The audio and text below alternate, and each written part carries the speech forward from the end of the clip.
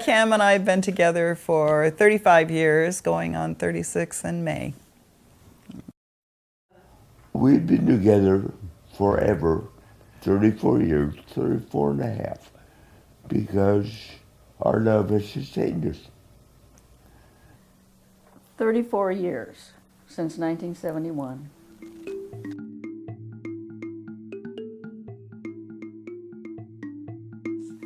And we started motorcycling with our husbands and ended up, they weren't available all the time, so we started motorcycling with each other. Together.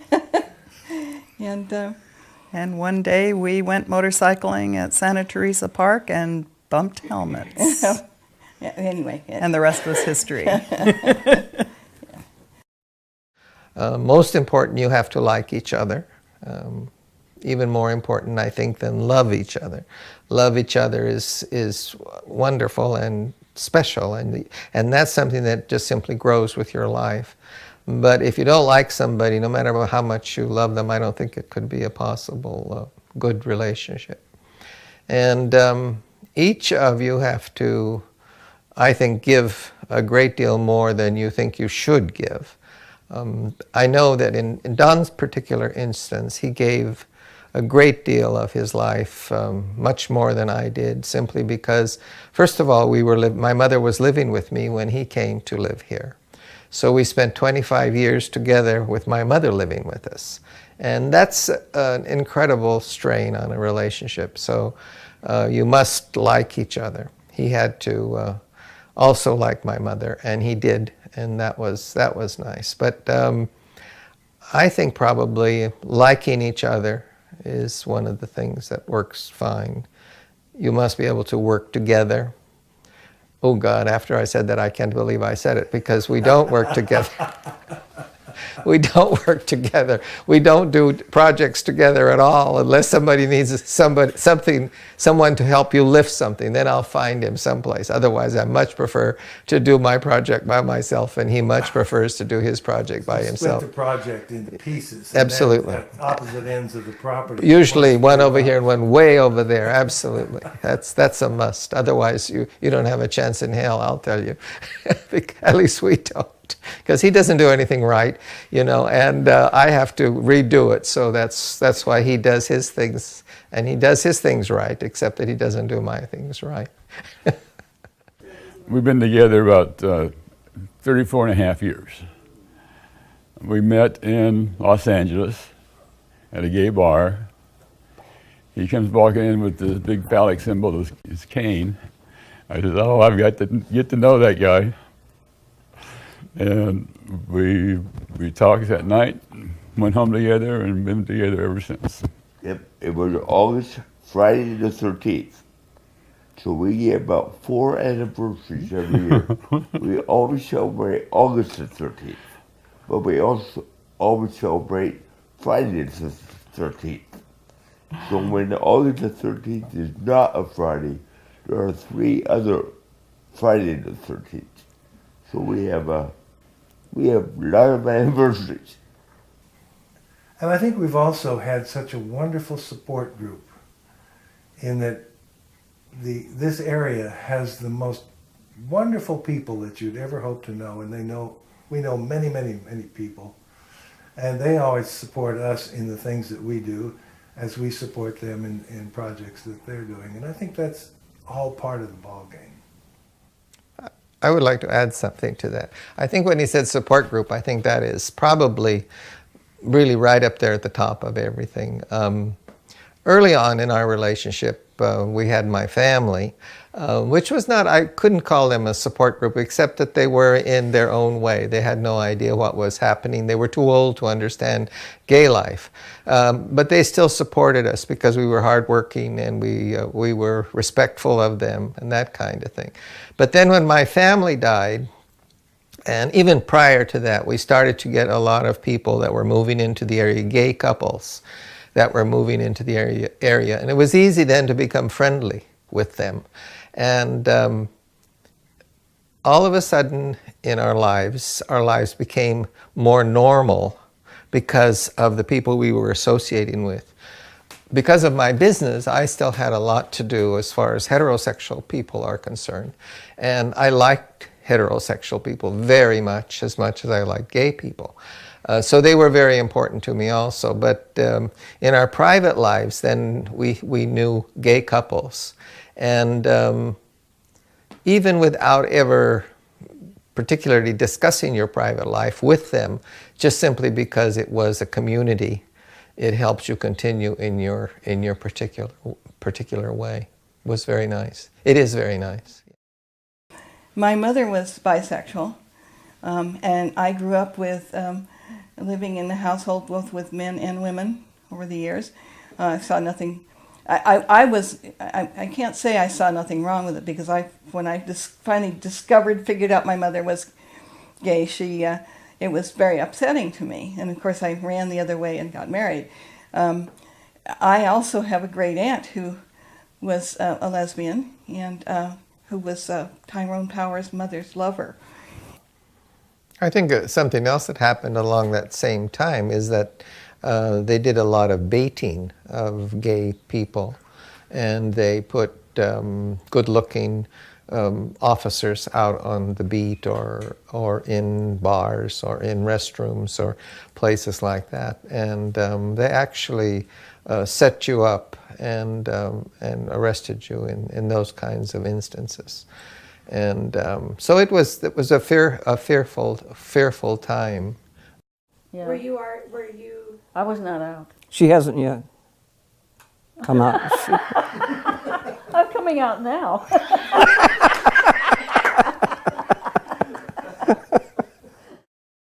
Let me add to that just a little bit of a personal experience that I had in high school, which was not a happy time for me at all. It was a horrible time. But there was a young man in high school. He was the son of the football coach, gorgeous young man. It was my age, and considerably different stature than I was. I was very small in school. And he befriended me. And of course, I fell in love with him. But I didn't know that I was in love with him, but I truly was. And I don't know, he was a year older than I was. I don't know if he knew or what, anyway. But he needed someone also to talk to, and had no one. And my senior year, he committed suicide.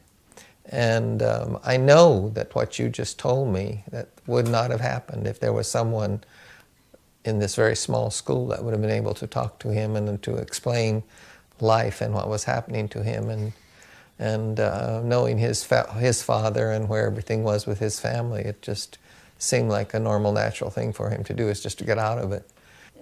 In the olden days. Yeah, back to the work question.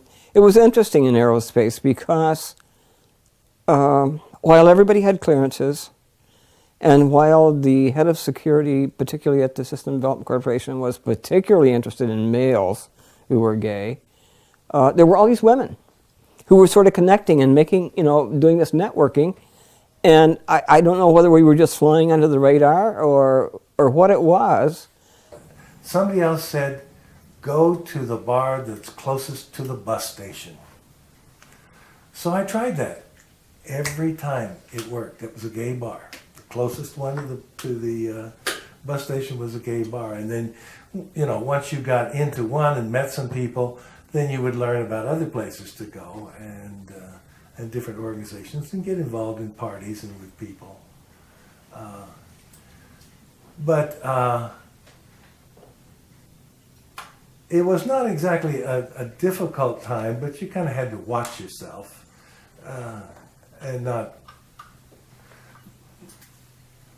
flout things too much, or something could happen. There were raids on bars in L.A. and whatever, but I never drove up to L.A. to go to gay bars. I had too many close to home, so I didn't have to get involved in that.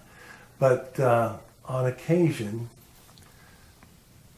Halloween, and there was another one, I can't remember when that was, but the drag queens would hold a drag ball, and it was wonderful.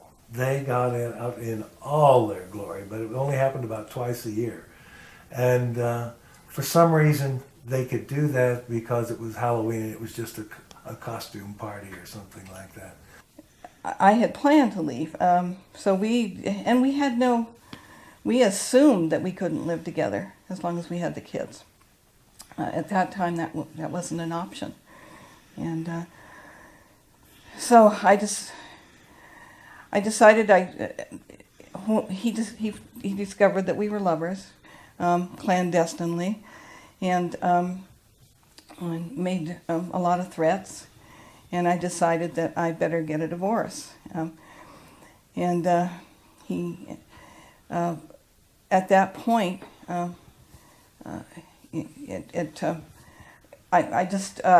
went to 3 lawyers. I hired lawyers. I went after another, and the first one, I gave him all the money I had. At the time, it was $500. This was, keep in mind, that was a lot of money at the time. It was late, like 1968, 69. And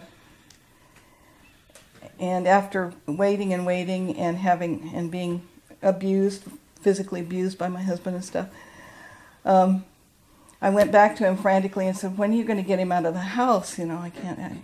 And I had been told I couldn't leave the house because that would be abandoning the children. And I was walking on eggshells. So I finally went back to him, and I said, I need you to do this. And he said, "Your case is just petty, so." I never sit down with the folks and say, I'm gay. They were very conservative Southern Baptist Republicans. No, they were Democrats, but they were Southern Baptists to the core. And as long as they were nice to Jamie and invited him to family gatherings, I didn't care. And they didn't care. They didn't want to talk about it. And so we never talked about it. But they knew. They knew Jamie, and he was invited to all the family gatherings, and everything was fine. He was invited to every one of my family gatherings. There was no question in their minds that we were a couple. We never sat down and talked about it. I did one time, late in our relationship, sit down and talk to my mother. Yeah, I know it. Yeah, in terms of my family, somewhere in my 20s, probably mid-20s, I sort of got things sorted out and said, oh yeah, okay, I'm on this side of the street, not that side of the street. And talked to my mom. And my mom did this thing of, what did I do wrong? You need to see a psychiatrist, you need to do this and whatever. Finally I said, Mom, stop. I am what I am. If you aren't happy with this woman, too bad, because if it isn't this woman, it's going to be some other woman, and it can't be fixed, okay? So that's just the way it is. So she sort of, I mean, I'm sure she struggled with it, but eventually she came around and was okay. We went to court, I believe, about 8 times. We lost all the equity in our home with lawyers' fees. My ex-husband decided that he would, because I was getting assistance, financial assistance from some agencies, some support from lesbian agencies, from some civil rights agencies. Playboy magazine apparently Defense Fund. To my knowledge, it just They provided an amicus brief. No, that was ACLU. Oh, I'm sorry. Okay. Amicus brief, and Playboy apparently supported radical causes like mine. So my ex-husband did exactly the opposite. He went far to the right and got fundamentalist Christian organizations to back him financially.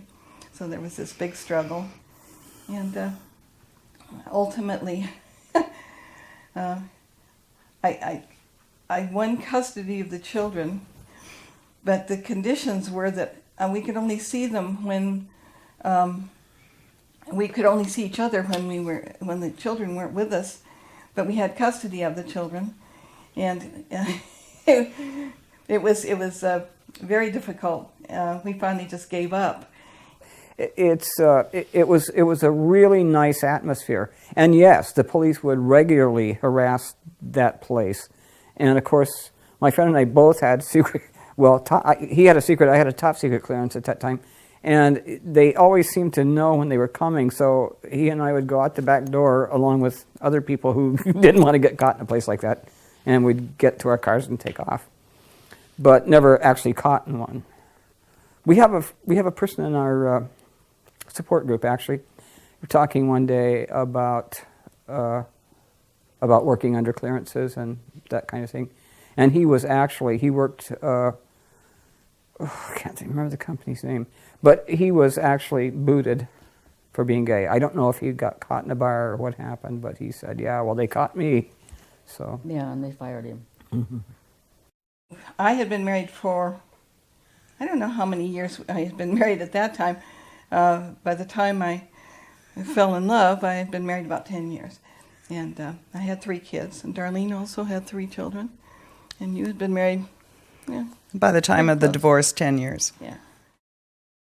It's still so delicate of a thing for some people to accept. For speaking only for men, for a young boy who has been brought up in a community where it's strictly male and female kinds of a relationship, and then to have him realize that perhaps he's not the same, and especially if he's timid and has been made timid by his associations with his family and with other young people. There's so many questions. It's so difficult. I know it's easier now, but it still it's still a very personal thing, and you fight all kinds of wars with yourself that is frightening, and you have a lot of hope. I hope they do, yeah. And you're certainly working in that direction for them.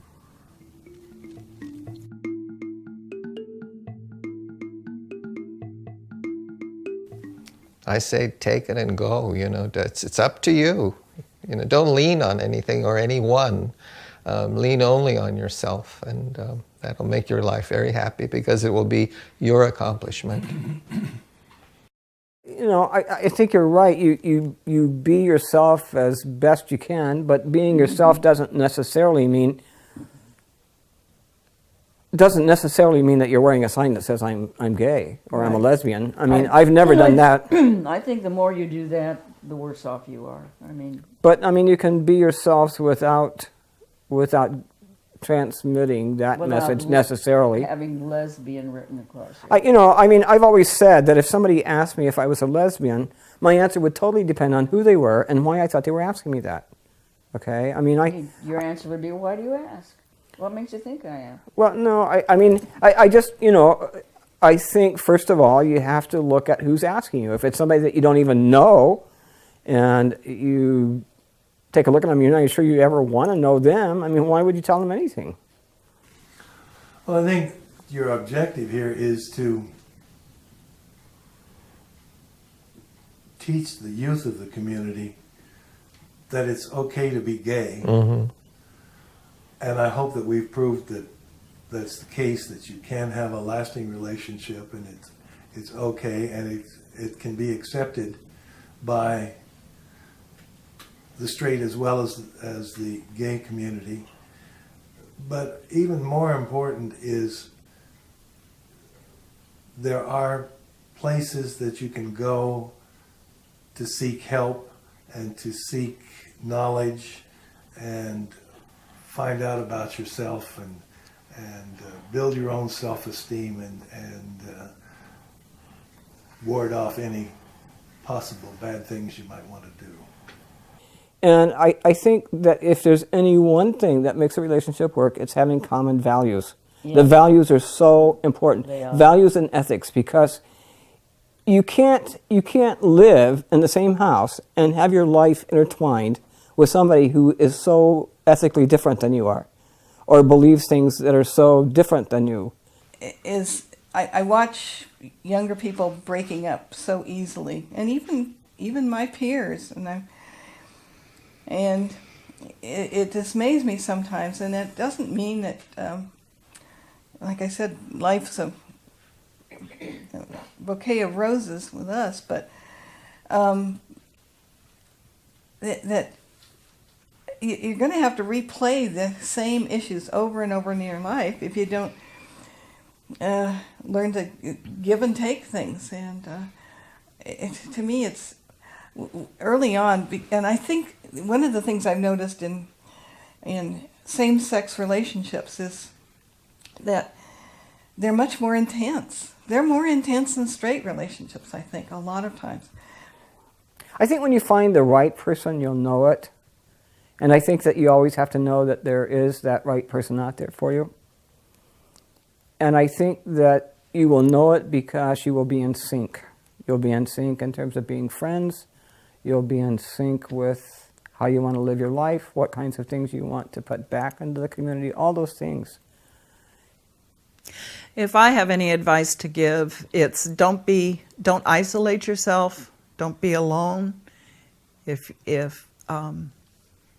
feeling depressed, get out there, get help, because there is help out there. And I guess mine would be, you're not better than worse than anybody else. You're just a kid going through the same kind of stuff everybody else is going through. And don't let people lay trips on you. I was kind of forced out of the closet in some ways because of my case, my custody case. But ever since I've told people, I said, my philosophy is come out of the closet and lock the door behind you, because the straight community will keep pushing you back into that If they can. open closet.